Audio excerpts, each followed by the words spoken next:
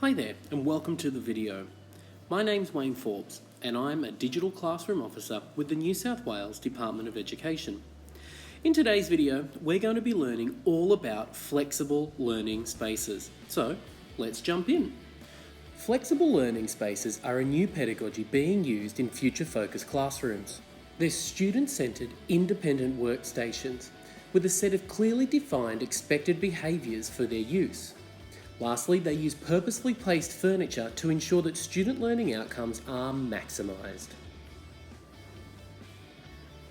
But what do they do?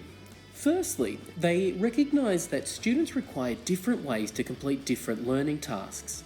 They allow students to become self-directed learners, and they also allow the teacher to become a facilitator of learning, meaning that it's opening up opportunities for students to learn from each other as well as the classroom teacher.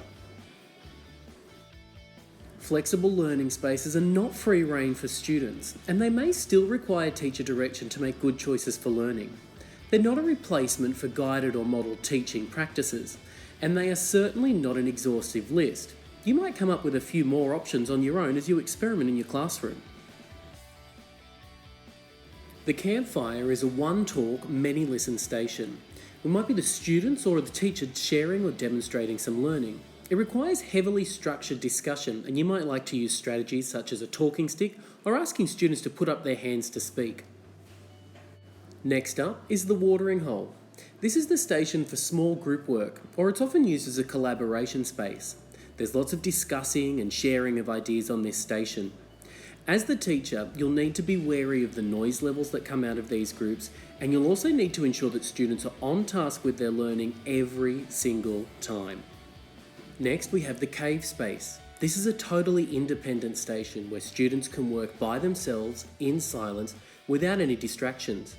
You might end up surprised by the number of students who choose to use this workspace that you wouldn't normally think would do so. Next up, we have the mountaintop, and this is a space for students to share any successes in learning. It could be a physical space in the classroom or a digital platform to send work home, and it can also be linked with your behaviour management systems in school. And finally, we have the life station, where students can experiment or use some practical hands-on skills to practice any skills that they've learnt in the classroom. It may require specific tools or equipment to make sure that students are on track. And here you can see all of our flexible learning spaces together. Let's get started. The very first thing that you need to do is explicitly teach any behaviours that you want your students to be using in their flexible learning spaces. It's important to give your students time to practice using the learning spaces and for you to modify your expectations as your students become better at it. Next, set up your environment for success. Make sure there are no bottlenecks for transitions and that you can supervise students at all times. Lastly, give your students time to practice. Thanks so much for watching the video. I hope you've enjoyed it, and I hope that it helped give you an understanding of how to start using flexible learning spaces in your classroom.